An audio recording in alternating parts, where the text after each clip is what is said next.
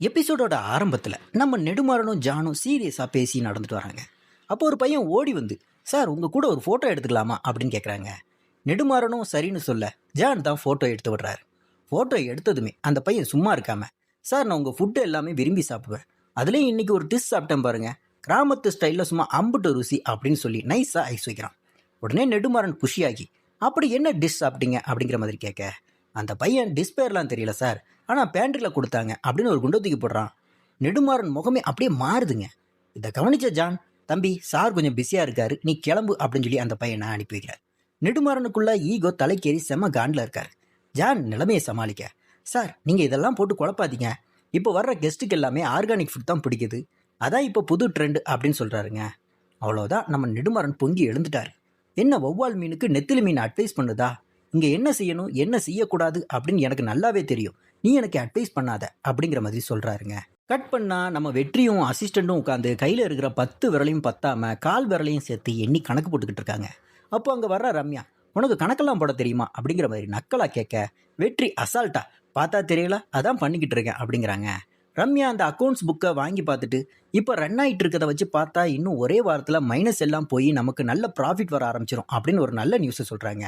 உடனே அசிஸ்டன்ட் பைப்புள்ள குஷியாகி, அப்போ இந்த 20,000 சாபம் நம்மளை விட்டு போயிருமாக்கா அப்படிங்கிற மாதிரி கேட்க, ஆமாடா இன்னும் ஒரு வாரத்தில் பாரு மைனஸ் எல்லாம் ப்ளஸ் ஆகும்னு ரம்யா சொல்கிறாங்க.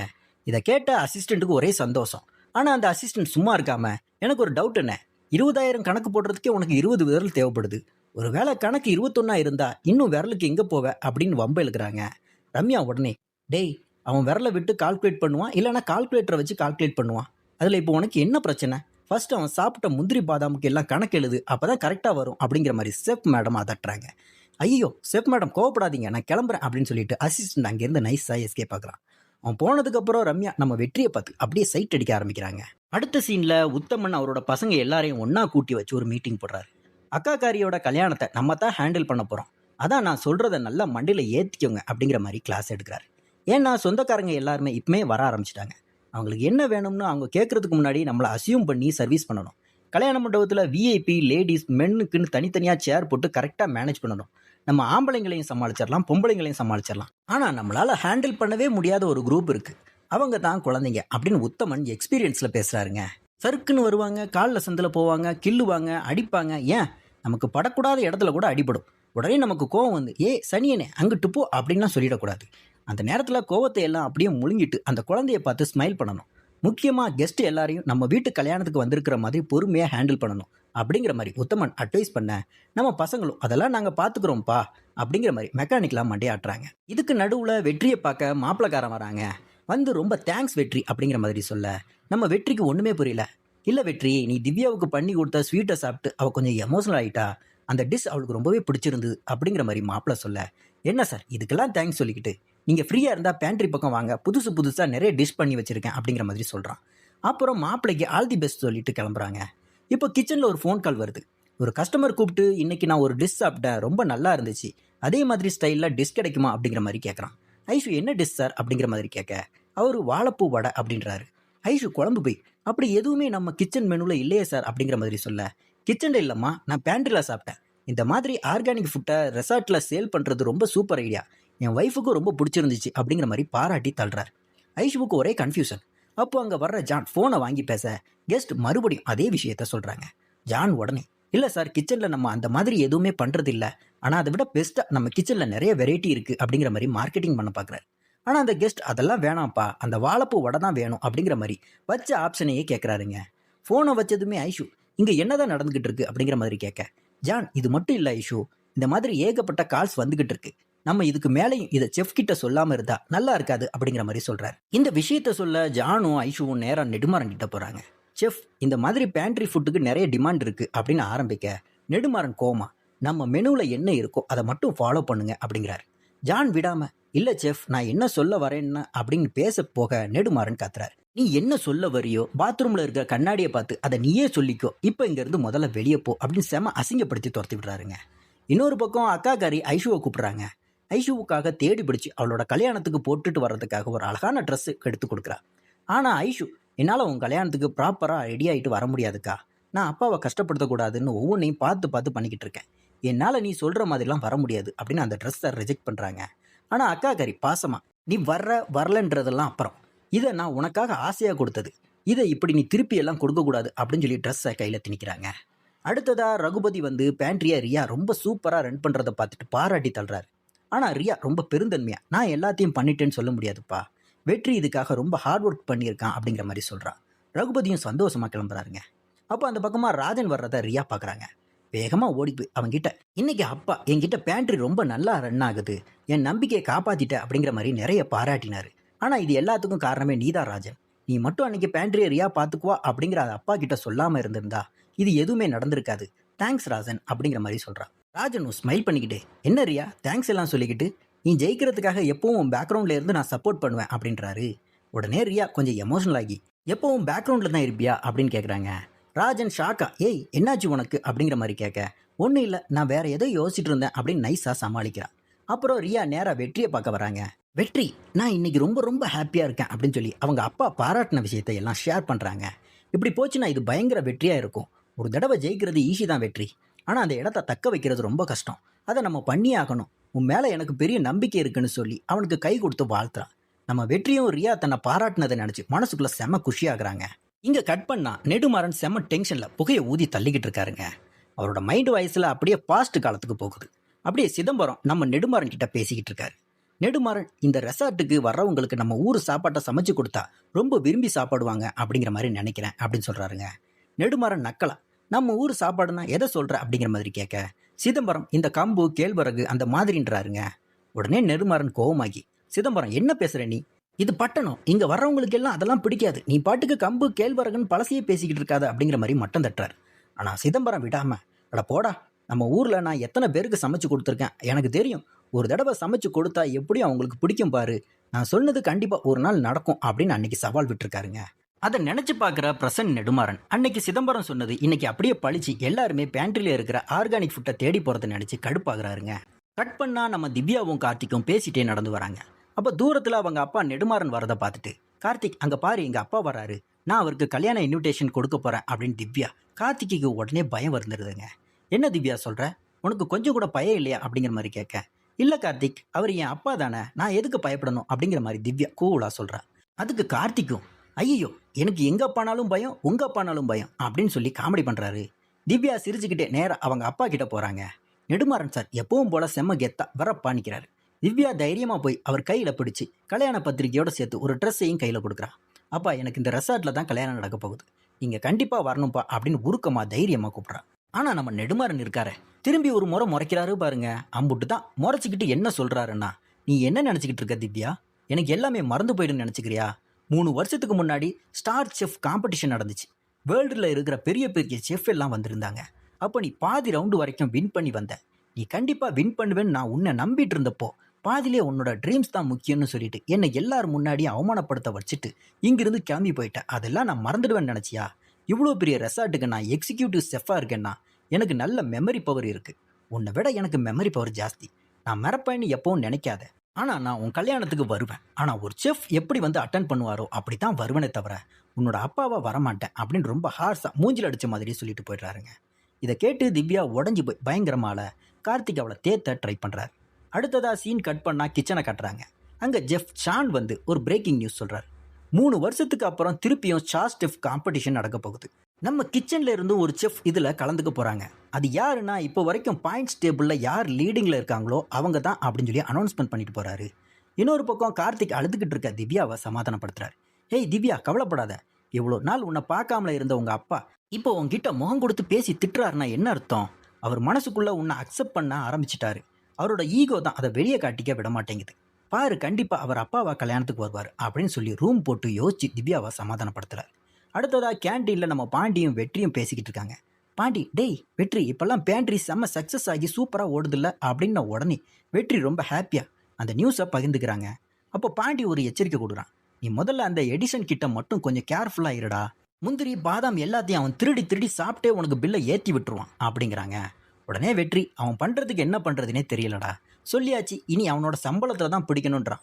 அதுக்கு பாண்டி, நீ சம்பளத்தில் பிடிச்சாலும் அவன் கவலைப்பட மாட்டான்டா, அவன் பாட்டுக்கு சாப்பிட்டுக்கிட்டே தான் இருப்பான் அப்படின்னு சொல்லி கவுண்டர் கொடுக்குறான். அந்த டைமில் தான் ஸ்டார் செஃப் காம்படிஷன் நடக்க போகிற விஷயம் இவங்களுக்கு தெரிய வருது. பாண்டி, ஸோ இவ்வளோ நாள் நமக்கு இது கூட தெரியாமல் போச்சு அப்படின்னு சொல்லி ஃபீல் பண்ண வெற்றிக்கு ஒன்றுமே புரியல. டேய் ஸ்டார் செஃப்னா என்னடா அப்படிங்கிற மாதிரி கேட்குறான். அதுக்கு பாண்டி எக்ஸ்பிளைன் பண்ணுறான் பாருங்க.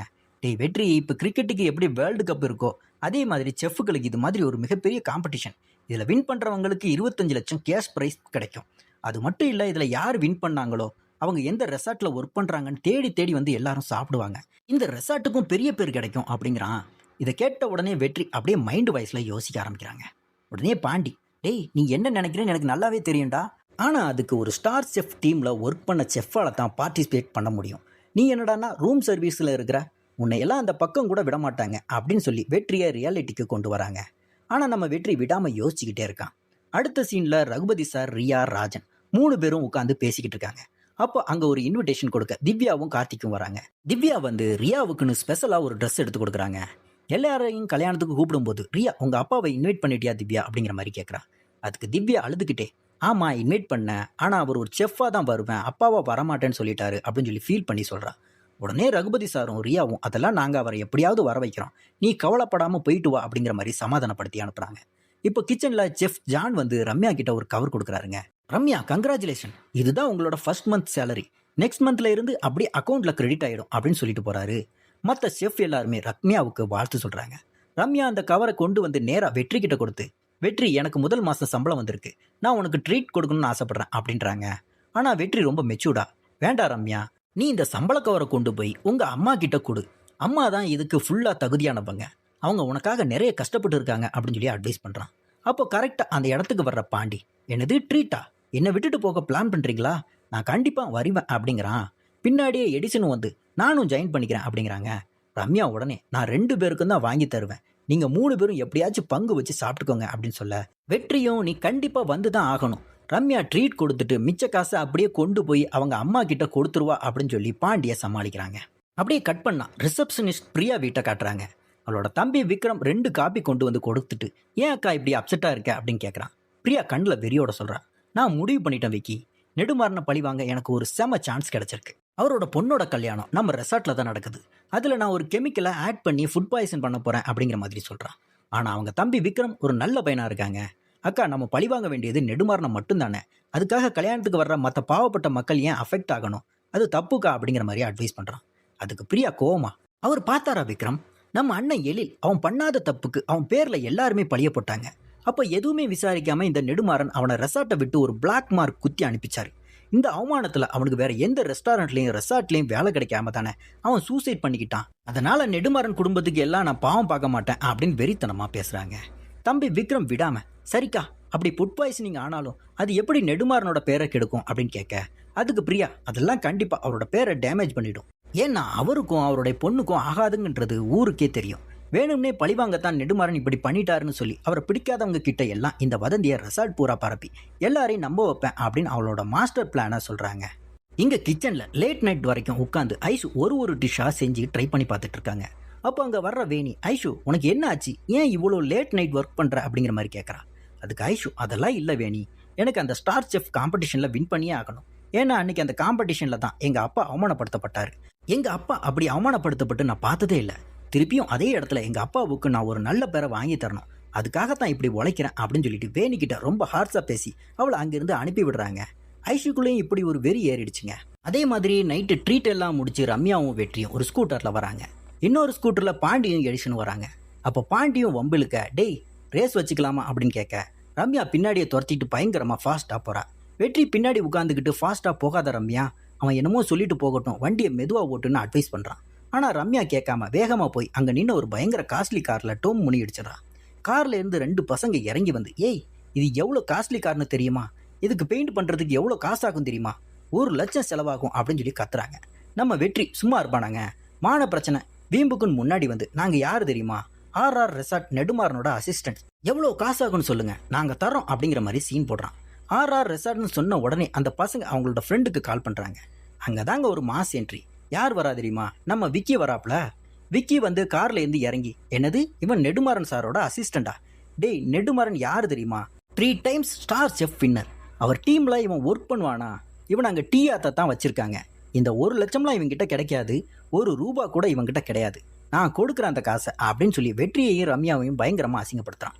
நீ ஏன் இவன் கூடலாம் எல்லாம் சுற்றிக்கிட்டு இருக்க, நீ கிச்சன் டீம் தானே அப்படிங்கிற மாதிரி ரம்யாவை நக்கல் பண்ணி 2 பேரையும் அசிங்கப்படுத்தி அங்கிருந்து அனுப்பி விடுறான். வீட்டுக்கு வந்ததுக்கு அப்புறம் விக்கி தன்னை எல்லாரும் முன்னாடியும் அசிங்கப்படுத்துறதை நினைச்சு வெற்றி செம ஃபீலிங்ல கவலைப்பட்டுட்டு உட்காந்துருக்கான். ரம்யாவும் பாண்டியும் வந்து அவனை சமாதானப்படுத்த ட்ரை பண்றாங்க. ஆனா நம்ம வெற்றி மைண்ட்ல இப்போ விக்கி சொன்ன அந்த வார்த்தை தாங்க ஓடிக்கிட்டே இருக்கு. 3 times star chef winner Nedumaran. அப்ப அந்த ஸ்டார் செஃப் அப்படிங்கிற பட்டத்துக்கு அவ்வளோ வேல்யூ இருக்கா? அதை வச்சு தான் இவங்க எல்லாரும் ஆடுறாங்களா அப்படின்னு சொல்லி வெற்றி அந்த ஸ்டார் செஃப் காம்படிஷனை பத்தி தீர்க்கமா யோசிக்கிறாங்க. இங்க கிச்சன்ல நம்ம எக்ஸிக்யூட்டிவ் செஃப் நெடுமாறன் கிச்சன்ல நின்று ஏதோ அவசரமா பயங்கரமா சின்சியரா குக் பண்ணிக்கிட்டு இருக்காரு. அப்போ அங்க நிக்கிற ரம்யாவை கூப்பிட்டு நைஸா ஒரு டெஸ்ட் வைக்கிறாருங்க. ரம்யா, இந்த டிஷ் பண்ணும்போது பேப்ரிகா ஆயில சூடு இல்லாம ஆட் பண்ணலாமா அப்படின்னு ஒரு கேள்வி கேட்கிறாரு. நம்ம ரம்யாவும் சலச்சொலி இல்லையே, டக்குன்னு சூடு இல்லாம ஆட் பண்ணா ஸ்மோக்கி ஃப்ளேவர் வராது, நல்லா சூடோட ஆட் பண்ணாதான் அந்த ஸ்மோக்கி ஃப்ளேவர் கரெக்டா வரும் அப்படின்னு சொல்லி ஆன்சர் பண்றா. நெடுமாறன் மனசுக்குள்ள சந்தோஷப்பட்டாலும் வெளியே காட்டிக்காம இப்போதைக்கு ஈஸியான கொஸ்டினா கேட்கறேன், ஆனா போக போக ரொம்ப டஃப்பான கொஸ்டின் எல்லாம் கேட்பேன், எல்லாத்துக்குமே நீ ரெடியா இருக்கணும் அப்படின்னு சொல்றாருங்க. அது மட்டும் இல்லாம திவ்யாவோட கல்யாணத்துக்கு அவுட்டோர் கிச்சனை ஹேண்டில் பண்ற அந்த பெரிய பொறுப்பையும் ரம்யா கிட்டேயே அசைன் பண்றாரு. இதை பார்த்த நெடுமாறன் சார் கொஞ்சம் கொஞ்சமா ரம்யாவை ட்ரஸ்ட் பண்ண ஆரம்பிச்சிட்டாரு, நல்லாவே தெரியுது. அந்த டைம்ல உள்ள வர்ற செஃப் ஷான், செஃப் கிச்சனுக்கு வர ஆர்டர்ஸ் எல்லாமே ரொம்ப கம்மியாயிடுச்சு, அதுலேயும் முக்கியமாக ஸ்டாட்டஸ் ஆர்டர் ரொம்ப கம்மியாக இருக்குது, என்ன பண்ணுறதுனே தெரியல, நான் முன்னாடியே சொன்ன மாதிரி எல்லாரும் இப்போ ஆர்கானிக் ஃபுட்டாக தான் கேட்குறாங்க அப்படிங்கிற மாதிரி இழுக்கிறாரு. ஆனால் நெடுமாறன் அசைஞ்சு கொடுக்கலையே, அங்கே செம்மையாக ஒரு டிஷ் பண்ணி அதை டேஸ்ட்டும் பண்ணி பார்த்துட்டு இதில் பட்டர் எல்லாம் போட்டிருக்கேன், இதை இன்னைக்கு ஸ்டாட்டஸ் மெனுவில் ஆட் பண்ணுங்க அப்படின்னு ஆர்டர் போடுறாரு. ஜான் கொஞ்சம் தயங்கி செஃப் ஆர் யூ ஷுவர் அப்படிங்கிற மாதிரி கேட்க, அவ்வளோதாங்க நெடுமாறனுக்கு செம கோவம் வந்துருச்சு. என்னோட ஈகோவை ட்ரிகர் பண்ணி என்கிட்டே கேள்வி கேட்குறியா, உனக்கு எவ்வளோ தைரியம் இருந்தா என்கிட்ட ஆர் யூ ஷுவர் அப்படிங்கிற மாதிரி கேட்பேன், ஒழுங்கா நான் சொல்றதை செய், நான் சொன்ன வேலையை நீ பாரு, நீ சொன்ன வேலையை நான் கவனிச்சுக்குவேன் அப்படின்னு ஜானை வெளுத்து வாங்கிட்டு போறாருங்க. அடுத்ததா ஜெஃப் ஜான் வேற வழியே இல்லாம கஸ்டமர் கிட்ட ஆர்டர் எடுக்க போறாரு. அங்க இருக்கிற கஸ்டமருக்கு எல்லாரும், ஏங்க இந்த கீரை வடை மாதிரி நான்வெஜ்ல ஏதாவது ஸ்டாட்டஸ் இருக்கா, அந்த பேண்ட்ரி ஐட்டம்ஸ் மாதிரி ஏதாச்சும் இருந்தா கொடுங்க அப்படிங்கிற மாதிரி கேட்குறாங்க. ஜான் உடனே சான்ஸை பயன்படுத்தி, சார் இன்னைக்கு நம்ம நெடுமாறன் சாரோட special signature dish chilling hot chicken wings ஃப்ரெஷ்ஷாக ரெடியாக இருக்குது, ட்ரை பண்ணி பாருங்களேன் அப்படிங்கிற மாதிரி கேட்குறாரு. கஸ்டமருக்கும் சரி சரி கொண்டு வாங்க ட்ரை பண்ணி பார்ப்போம் அப்படின்னு சொல்லி ஆர்டர் கொடுக்குறாங்க. டிஷ்ஷை சாப்பிட்டு பார்த்தது எல்லாருமே ஆகா ஓகோன்னு ஜொல்லு ஊத்தாத குறையா பாராட்டி தள்ளுறாங்க. இதை தூரத்தில் இருந்து பார்க்குற நம்ம நெடுமாறன் முகத்தில் அப்படி ஒரு ஹாப்பிங்க, பாத்தியா என் சமையல் பவரை அப்படின்ற ரேஞ்சுக்கு நிற்கிறாரு. இங்கிட்டும் ஃபேக்டரியில் நம்ம வெற்றியை ஒர்க் பண்ணிக்கிட்டு இருக்கும்போது ரம்யா உள்ள வந்து ஹேய் அப்படின்னு சும்மா பயமுறுத்தி விளையாடுறா. வெற்றி உடனே அவகிட்ட இந்த எடிசன் பைப்பில் பண்ணுற அலும்பு தாங்க முடியல, பாதாம் பிஸ்தா முந்திரி எல்லாத்தையும் திருடி தின்னே தீர்த்துடுவான் போல அப்படிங்கிற மாதிரி புலம்புறான். ரம்யா நைஸா ஒரு பிட்ட போடுறாங்க, பேசாம நானே உனக்கு அசிஸ்டண்டா ஒர்க் பண்ணட்டா அப்படிங்கிற மாதிரி கேட்கறா. காலையில் அங்கே மெயின் கிச்சனுக்கு போகிறதுக்கு முன்னாடி கிச்சன் முடிக்கிறதுக்கு அப்புறம் உனக்கு நான் அசிஸ்டண்டா இருக்கேன் அப்படின்றா. உடனே வெற்றி அவளுக்கு ஒரு தத்துவ அட்வைஸ் கொடுக்குறாங்க. ரம்யா, நீ ஆசைப்படும் போதே ஒரு பிளைன் ஓட்டணும்னு ஆசைப்பட்டாதான் லைஃப்ல ஒரு ஆட்டோ டிரைவராக கூட ஆக முடியும். நீ ஆசைப்படும் போதே ஆட்டோ டிரைவர் வேலைக்கு ஆசைப்பட்டா அப்புறம் ஒரு ஸ்க்ரூ டிரைவராக கூட ஆக முடியாது, ஒழுங்கா உன் லெவலுக்கு யோசி அப்படிங்கிறாங்க. ரம்யா செல்லம்மா கோவிச்சுக்கிட்டு, வேண்டாம்ப்பா ஹெல்ப் பண்ண வந்தா இப்படியே கேவலப்படுத்துறது அப்படின்னு சொல்றாங்க. அப்போ நம்ம வெற்றி பின்னாடி மறைச்சி வச்சிருந்த ஒரு நைஃப் செட்டை எடுத்து அவளுக்கு கிஃப்டா கொடுக்குறாங்க. முன்னாடி வெற்றி ஒன் டே செஃப்பா ஒர்க் பண்ணும்போது ரம்யா ஒரு நைஃப் செட் கொடுத்தா இல்லையா, அதே மாதிரி தாங்க நாளைக்கு தான் நீ முதல்ல ஒரு பெரிய ஈவெண்ட்டை தனியாக ஹேண்டில் பண்ண போற, ஸோ உனக்கான என்னோட ஒரு சின்ன கிஃப்ட் அப்படின்னு சொல்லி வெற்றி சொல்ல ரம்யாவுக்கு ஒரே குஷி. ஆனால் சும்மா விடாமல் கிஃப்ட் எல்லாம் நல்லா தான் இருக்கு, ஆனால் என்னோட ஐடியாவை அப்படியே சுட்டுட்டியே அப்படிங்கிற மாதிரி கேட்குறான். வெற்றி அதெல்லாம் ஒன்றும் இல்லை, கிளம்பு அப்படின்னு நக்கல் பண்ண ரம்யாவுக்கு அப்படியே நெஞ்சுக்குள்ள லவ்ஸ் பொங்குதுங்க. ஏன்னா நம்ம புள்ள வெற்றியை காதலிக்க ஆரம்பிச்சிட்டா இல்லையா, அப்படியே அவனை சைட் அடிச்சுக்கிட்டே அங்கிருந்து கிளம்புறான். அடுத்த சீனில் நம்ம கார்த்திக் நேராக நெடுமாறன் சாரை மீட் பண்ணி பேசுகிறார். சார் ப்ளீஸ் சார், நீங்கள் எப்படியாச்சும் திவ்யா கிட்ட கொஞ்சம் பேசுங்க சார் அப்படின்னு கெஞ்சுறாரு. நெடுமாறன் எப்பவும் போல கால் மீ செஃப் அப்படின்னு சொல்லுவார்னு பார்த்தா இந்த தடவை கோவத்தில் எதுவுமே பேசாமல் வேற பண்ணிக்கிறார். கார்த்திக்கும் விடாமல், சார் நாங்கள் இங்கே வந்திருக்கிறது உங்களோட பீச் ஃபெசிலிட்டிக்காகவோ இல்லை ஆடம்பரமான ரெசார்ட்டுக்காகவோ கிடையாது, உங்களுக்காக மட்டும்தான் அப்படிங்கிற மாதிரி சொல்கிறாருங்க. நீங்கள் பேசாமல் இருக்கிறதுனால அவள் ரொம்பவே அப்செட்டாக இருக்கா சார், இது அவளோட லைஃப்பில் மிக முக்கியமான ஈவெண்ட்டுன்னு நெடுமாறனை கன்வின்ஸ் பண்ண ட்ரை பண்ணுறாரு. ஆனால் நெடுமாறன் அதை காது கொடுத்து கூட கேட்காம அங்கேருந்து சிடுன்னு கிளம்பி போயிட்டார். இன்னொரு பக்கம் உத்தமன் வந்து ஐஷு கிட்ட பேசிக்கிட்டு இருக்காரு. ஐஷுமா, நாங்கள் எல்லா அரேஞ்ச்மெண்ட்டும் பண்ணிட்டோம், எல்லாமே ஆன் தி டைமில் நடந்துக்கிட்டு இருக்கு, நீங்கள் உங்கள் மெனுவில் எத்தனை நம்பர் ஆஃப் டிஷ் பண்ண போகிறீங்க அப்படின்னு சொல்லிட்டீங்கன்னா அதுக்கு ஏற்ற மாதிரி பாத்திரங்கள் ஸ்பூன் எல்லாத்தையும் நாங்கள் எடுத்து கொடுத்துருவோம், நீங்கள் அப்படியே வெற்றி கிட்ட கோஆர்டினேட் பண்ணிக்கோங்க அப்படிங்கிற மாதிரி சொல்கிறார். அப்போ கரெக்டாக அங்கே வர வெற்றி பழைய கோவத்தில், வேண்டாம் அங்கிள் நான் ஸ்டேஜ் டெக்கரேஷன் வேலையை பார்த்துக்கிறேன், நீங்கள் ஐஷு கூட வேற யாரையாவது சேர்த்து விடுங்க அப்படிங்கிற மாதிரி சொல்லிட்டு போகிறான். இதை கேட்டு ஐஷுவுக்கு கொஞ்சம் மனசு கஷ்டமாகுதுங்க. ஆனால் அடுத்தடுத்து வேலைகள் நடந்துக்கிட்டே இருக்கும்போது ஐஷு தூரத்துல இருந்து வெற்றியோட அர்ப்பணிப்பை பார்த்து மனசுக்குள்ளே ரசித்து சிரிக்கிறான். நம்ம வெற்றிக்கு இப்போ கோவம் எல்லாம் கொஞ்சம் கொஞ்சமாக குறைஞ்சி ஐஷுவை பார்த்து ஒரு அரகுற ஸ்மைல் பண்ணுறாங்க. அப்பாடா, ஒரு வழியாக இவங்களுக்குள்ள இந்த ஈகோ குறைய ஆரம்பிக்குதுங்க. கல்யாணத்துக்கு எல்லா அரேஞ்ச்மெண்ட்ஸும் பெர்ஃபெக்டாக போயிட்டு இருக்கும்போது நெடுமாறன் சார் கல்யாண கெஸ்ட்டுக்காக ஒரு சூப்பரான மெயின் டிஷ்ஷாக செஞ்சு வச்சிருக்காரு. அந்த டிஷ்ஷை ஐஷுவும் ரம்யாவும் சேர்ந்து தான் கிச்சனில் பார்த்துக்கிட்டு இருக்காங்க. அப்போ ஐஷுவுக்கு ஏதோ ஒரு முக்கியமான ஒர்க் வருதுங்க. உடனே அவர் ரம்யா கிட்ட, ரம்யா இது கல்யாணத்துக்கு வேண்டிய ரொம்ப முக்கியமான டிஷ், பத்திரமா பார்த்துக்கோ, நான் போய் அந்த வேலையை முடிச்சுட்டு வந்துடுறேன், நீ பயப்படாத, வேணியும் விக்கியும் இன்னும் கொஞ்சம் நேரத்தில் இங்கே வந்துருவாங்க, அது வரைக்கும் கொஞ்சம் மேனேஜ் பண்ணிக்கோ அப்படின்னு சொல்லிட்டு போகிறாங்க. ஐஷு போனதுக்கப்புறம் ரம்யா அந்த டிஷ்ஷை லேசாக டேஸ்ட் பண்ணி பார்க்குறாங்க. வாவ், செம்ம டேஸ்ட்டாக இருக்கே அப்படின்னு சொல்லி வேந்து போய் நிற்கும்போது கரெக்டாக அந்த இடத்த நம்ம வெற்றி கிராஸ் பண்ணுறாங்க. ரம்யா உடனே, ஹே வெற்றி வெற்றி இங்கே வாயேன் அப்படின்னு அவன் பின்னாடியே ஓடுறான். செஃப் பண்ண டிஷ்ஷை டேஸ்ட் பண்ணி பாரு, சும்மா அல்டிமேட்டாக இருக்குன்னு சொல்ல வெற்றி, வேண்டாம்பா சாமி, நீ என்னை ஏதாச்சும் ஒரு பெரிய பிரச்சனையில் மாட்டி விட்டுருவ, நீ சும்மா இருந்தாலே எனக்கு போதும் அப்படின்னு சொல்லிட்டு அவளை திட்டிட்டு வராங்க. ஆனால் இவங்க ரெண்டு பேரும் வெளியே வந்து பேசிகிட்டு இருக்கிறத நம்ம சமயம் பார்த்து காத்துட்டு இருந்த வெள்ளி பிரியா கவனிச்சிடுறாங்க. கிச்சனில் யாரும் இல்லாத நேரத்தை பார்த்த பிரியா சத்தமே இல்லாமல் உள்ளே ஓடுறா. அவள் கையில் ஒரு ஆபத்தான கெமிக்கல் பாட்டில் ரெடியாக இருக்குது. கண்ணில் வெறியோட அந்த கெமிக்கலை அப்படியே நெடுமாறன் செஞ்சு வச்சுருந்த அந்த பெரிய குழம்பு பாத்திரத்தில் ஊற்றி கரண்டியை வச்சு நல்லா மிக்ஸ் பண்ணி விட்டுடுறாங்க. சுற்றி முற்றி பார்த்து வெற்றியும் ரம்யாவும் இதை கவனிக்கலன்றதை கன்ஃபார்ம் பண்ணிட்டு பிரியா நைஸாக அங்கேருந்து எஸ்கேப் ஆயிட்டான். இங்கே வெளியில் வெற்றி ரம்யாவை திட்டிக்கிட்டு இருக்கான். உங்ககிட்ட ஒரு வேலையை கொடுத்துட்டு போனால் அதை ஒழுங்காக பார்க்காம என்னை வந்து கூப்பிட்டுட்டு இருக்க, போ முதல்ல உள்ள அப்படின்னு திட்டி அனுப்ப ரம்யாவும் அவசர அவசரமாக மறுபடியும் கிச்சனுக்குள்ளே ஓடுறான். ஆனால் அதுக்குள்ளே நடக்கக்கூடாத அசம்பாவிதம் உள்ளே நடந்து முடிஞ்சிருச்சுங்க. கடைசி சீனில் ரிசப்ஷனில் வந்து நிற்கிற பிரியா கல்யாணத்துக்கு வந்திருக்கிற அத்தனை பெரிய கூட்டத்தையும் பார்த்துட்டு முகத்தில் ஒரு வஞ்சகமான கருவமான சிரிப்போடு நிற்கிறாங்க. நெடுமாறா, இன்னைக்கு வர்ற கெஸ்ட் எல்லாம் இந்த விஷ சாப்பாட்டை சாப்பிட்டு மயங்கி விழ போகிறாங்க, உன்னோட பேரும் புகழும் இன்னைக்கோட மொத்தமாக அழிய போகுது அப்படின்ற அந்த பயங்கரமான வில்லத்தனமான சந்தோஷத்தில் அவ சிரிக்கிற முகத்தை காட்டுறாங்க. கட் பண்ணா நம்ம விக்கி கிச்சனுக்குள்ளே வராருங்க. அங்கே நெடுமாறன் செஞ்சு வச்ச டிஷ்ஷை பார்த்ததுமே சும்மா இல்லாமல் அதை மோந்து பார்த்து லைட்டாக டேஸ்ட்டும் பண்ணுறாருங்க. அவ்வளவுதான், பயப்பில் பட்டுன்னு கண்டுபிடிச்சிருச்சு. டேய், இந்த டிஷ்ஷோட கன்சிஸ்டன்சி, ஸ்மெல்லு எல்லாமே தப்பாக இருக்க, இதில் ஏதோ தேவையில்லாத மருந்து கலந்தப்பட்டிருக்கு அப்படின்னு அலர்ட் கொடுக்குறான். இங்கே ஒரு பதட்டமான சுச்சுவேஷன் ஓடிக்கிட்டு இருக்கும்போது நம்ம ரம்யா குடுகுடுன்னு ஓடி போய் நம்ம ஹீரோ வெற்றியை இழுத்துட்டு வராங்க. வெற்றி வந்து அதை மோந்து பார்த்துட்டு, ஆமாடா இதில் ஏதோ ஒரு மருந்து வாசனை அடிக்குது, இதை யாருக்கும் சர்வ் பண்ணிடாதீங்க, அப்படியே தூக்கி கொட்டிடுங்க அப்படின்னு சொல்கிறான். இதை கேட்டு நம்ம ஐஷுவும் சரி கொட்டிடலாம் அப்படிங்கிற மாதிரி ஒத்துக்கிறான். இதில் முதல்ல கெமிக்கல் கலந்துருக்கு அப்படின்னு சொன்னதே விக்கி தாங்க. ஆனால் வெற்றி வந்து தூக்கி கொட்டு அப்படின்னு சொன்ன உடனே விக்கிக்கு ஈகோ வந்துடுச்சுங்க. அவன் சொன்னா உடனே செய்வியா அப்படிங்கிற மாதிரி ஐஷு கிட்ட கோபப்படுறாரு. யோ விக்கி, நீ தானே முதல்ல தப்புன்னு சொன்ன, அப்போ தூக்கி கொட்டாமல் வேற என்ன பண்ணுவாங்க அப்படிங்கிற மாதிரி எல்லாருமே சொல்கிறாங்க. சரி, வேற வழியே இல்லாமல் அதை எல்லாத்தையுமே அவங்க கொட்டிடுறாங்க. அடுத்ததாக நம்ம பிரியாவை காட்டுறாங்க. தான் கலந்த மருந்து வேலை செய்யாமல் சாப்பாட்டை தூக்கி கொட்டிட்டாங்க அப்படின்னு தெரிஞ்ச உடனே பிரியாவுக்கு அப்படியே எரிய ஆரம்பிக்குது. வேகமாக கெஸ்ட்டு நிற்கிற இடத்துக்கு பக்கத்தில் போய் தூரமாக நின்றுட்டு அங்கே இருக்கிற ரூம் சர்வீஸ்காரங்களை கூப்பிட்டு கத்துறா. ஏங்க, நம்ம எக்ஸிக்யூட்டிவ் ஷெஃப் நெடுமாறன் சர்வ் பண்ண டிஷ் ஏதோ கெட்டு போயிருச்சாமே, அது நல்லா இல்லாமே அப்படின்னு வேணும்னே கெஸ்ட்டு காதில் விடுற மாதிரி சீப்பா கத்துறா. இதை கேட்டு கெஸ்ட்டுங்க எல்லாருமே ஒரு மாதிரியாக பார்க்குறாங்க. இதுக்கு நடுவில் கல்யாண பொண்ணான திவ்யா அக்கா தனியாக நின்று அழுதுகிட்டு இருக்கிறத பார்த்து நம்ம ஐஷு மனசு தாங்கலைங்க. நேராக அப்பா நெடுமாறன் கிட்ட போகிறான். நெடுமாறன் எப்பவும் போல வெறப்பா கெஸ்ட்டோட கல்யாண அரேஞ்ச்மெண்ட்ஸ் எல்லாம் பார்க்காம இங்கே என்ன பண்ணிக்கிட்டு இருக்க அப்படிங்கிற மாதிரி கேட்குறாரு. அவ்வளோதாங்க, ஐஷுவுக்கு பயங்கரமாக ட்ரிகர் ஆயிடுச்சு. நச்சுன்னு 4 வார்த்தை கேட்குறாங்க. அப்பா, என் மேலே நீங்கள் வச்சிருந்த நம்பிக்கையை நான் கெடுத்துட்டேன், எனக்கு நல்லாவே தெரியும். ஆனால் அங்கே அக்கா யாருமே இல்லாமல் தனியாக அழுதுட்டு இருக்காங்கப்பா. அவள் நம்மளை தேடி தேடி வர்றா, கல்யாணத்தில் நம்ம கூட இருக்கணும்னு ஆசைப்படுறா. ரத்த பாசம் தான் பெருசுன்னு நீங்கள் தானே சொல்லுவீங்க. இந்த ஒரு சின்ன ஈகோவுக்காக என் அக்காவை என் லைஃப்பில் இருந்து இழக்க முடியாது. நான் இப்போ அந்த கல்யாணத்துக்கு போகிறேன், ஆனால் அவங்க ரெசார்ட் செஃப்பாக இல்லை, அவளோட தங்கச்சியாக போகிறேன். I am the really sorry அப்படின்னு ஓப்பனாக பேசிட்டு அங்கேருந்து கிளம்புறா. அடுத்ததாக கல்யாண மண்டபத்தில் திவ்யா அக்கா தனியாக நிற்க ஐஷுதா வந்து கூட்டிகிட்டு போக போகிறா அப்படின்னு சொல்லி நம்ம நினச்சா அங்கே தாங்க ஒரு செம அன்எக்ஸ்பெக்டட் ட்விஸ்ட். நம்ம நெடுமாறன் சார் மனசு மாதிரி பட்டு வேஷ்டி சட்டையில் மாசாக என்ட்ரி கொடுக்குறாரு. நான் கூட இது ஏதாச்சும் கனவாக இருக்குமோ அப்படின்னு நினச்சேங்க. ஆனால் நிஜமாவே வந்து திவ்யா கூட சிரித்து பேசி போட்டோவுக்கு எல்லாம் போஸ்ட் கொடுக்குறாருங்க. அப்பாடா, ஒரு வழியாக அப்பா மக பாசம் ஜெயிச்சிருச்சு. அது மட்டும் இல்லாமல் திவ்யா சின்ன வயசில் அவங்க அப்பா செஞ்சு கொடுத்த ஒரு ஸ்பெஷல் ஸ்வீட் வேணும் அப்படின்னு கேட்டிருந்தா இல்லையா, அதை நெடுமாறன் சார் ரகசியமாக செஞ்சு வச்சுருக்காரு. அதை எடுத்துகிட்டு வர சொல்லி ஐஷுவா அனுப்புகிறார். ஐஷுவும் குஷியாக அந்த ஸ்வீட்டை எடுக்க போகிறாங்க. ஆனால் அங்கே நெடுமாறன் சார் வச்சுருந்த அவரோட சின்ன வயசு ஃபோட்டோ ஆல்பத்தை பார்க்குறான். ஃபஸ்ட்டு ஃபோட்டோவில் நெடுமாறன் சாரும் குட்டி திவ்யாவும் இருக்காங்க. அதை பார்த்து சிரிச்சுக்கிட்டே அடுத்த ஃபோட்டோவை எடுத்தா அங்கே தான் இடி விழுது. அங்கே நம்ம சிதம்பரம் சார் நிற்கிறாருங்க. சிதம்பரமும் நெடுமாறனும் ஒன்றா நின்று எடுத்த ஃபோட்டோ அது.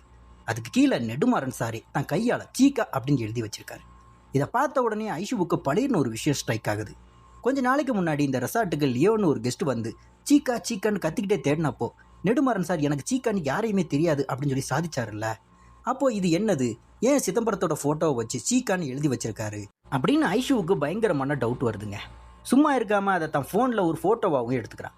ஐஷு இதோட நிறுத்தாம நேராக அந்த ஃபோட்டோவை கொண்டு போய் அவங்க அப்பா கிட்டே, அப்பா இது யாருன்னு கேட்குறான். நெடுமாறன் முகம் அப்படியே மாறுதுங்க. செம டென்ஷன் ஆகுறாரு. ஏய், இப்போ கூட நான் ஒருத்தர் கூட செல்ஃபி எடுத்தேன், அவங்க கூட சிரிச்சுட்டு தான் ஃபோட்டோ எடுத்தேன், எனக்கு இவங்க யாருன்னே தெரியாது, பீயிங் இன் யுவர் லிமிட்ஸ் அப்படின்னு முதல்ல அதை டெலீட் பண்ணு அப்படின்னு கோவமாக கத்திட்டு அங்கிருந்து போகிறாருங்க. ஆனால் ஐஷுவுக்கு ஏதோ பெருசாக இடிக்குதுன்னு டவுட் அதிகமாகுதுங்க. கடைசியாக நம்ம தீபக் பைபிள திரும்பவும் வந்துட்டாங்க. வந்துட்டு சும்மா இருக்காம நேராக ராஜனை பார்க்குறான். ராஜன், குழந்தை அப்பா இல்லாமல் வளரக்கூடாது, குழந்தையோட ஃபியூச்சரை நினச்சா எனக்கு பயமாக இருக்குது, எனக்கும் ரியாவுக்கு இருக்கிற பிரச்சனை குழந்தைய அஃபெக்ட் பண்ணிடக்கூடாது, நான் என்ன சொன்னாலும் ரியா கேட்க மாட்டேங்கிறா, நீங்கள் தான் எப்படியாச்சும் அவகிட்ட பேசி என்னை ஏற்றுக்க வைக்கணும் அப்படின்னு சொல்லி ராஜன் கிட்டேயே போய் டீல் பேசுகிறாங்க. அடுத்ததாக ஃபங்க்ஷனில் நம்ம ரியா தனியாக நிற்கும் போது தீபக் நைஸாக போய் ரியா எனக்கு ஒரே ஒரு சான்ஸ் கொடு, ஒரே ஒரு சான்ஸ் கொடு அப்படிங்கிற மாதிரி கெஞ்சிறான். ஆனால் நம்ம ரியா செம கிளியராக மாசா ஒரு ரிப்ளை கொடுக்குறான். தீபக், நான் இப்போ ரொம்ப நல்ல மூடில் இருக்கிறேன், ஆனால் உன்னை பார்த்தா உடனே எனக்கு பயங்கரமாக கடுப்பாகுது, தயவு செஞ்சு என்னை விட்டுடு, இங்கேருந்து கிளம்பு அப்படின்னு மூஞ்சில் அடித்த மாதிரி சொல்ல அவனும் சரி ஓகே நான் அப்புறமா வரேன் அப்படிங்கிற மாதிரி கிளம்புறாங்க. ஒரு வழியாக இந்த வாரத்தோட 4 எபிசோடையும் நம்ம பக்காவாக ரிவ்யூ பண்ணி முடிச்சாச்சுங்க. நெடுமாறன் சார் ஏன் சிதம்பரத்தை சீக்கான்னு எழுதி வச்சிருக்காரு, ஐஷு இந்த உண்மையை கண்டுபிடிப்பாளா, நீங்கள் இந்த 4 எபிசோடையும் ஆல்ரெடி பார்த்துட்டீங்களா, உங்களுக்கு என்ன தோணுச்சு அப்படிங்கிறத மறக்காமல் கீழே கமெண்ட்ஸில் சொல்லுங்கள். அப்படி நம்ம சேனலை சப்ஸ்கிரைப் பண்ணிவிட்டு பக்கத்தில் இருக்க பெல் ஐக்கானை கிளிக் பண்ணிக்கோங்க. அடுத்த ஒரு சூப்பரான வீடியோவில் உங்களை சந்திக்கிறேன். Tata, bye by.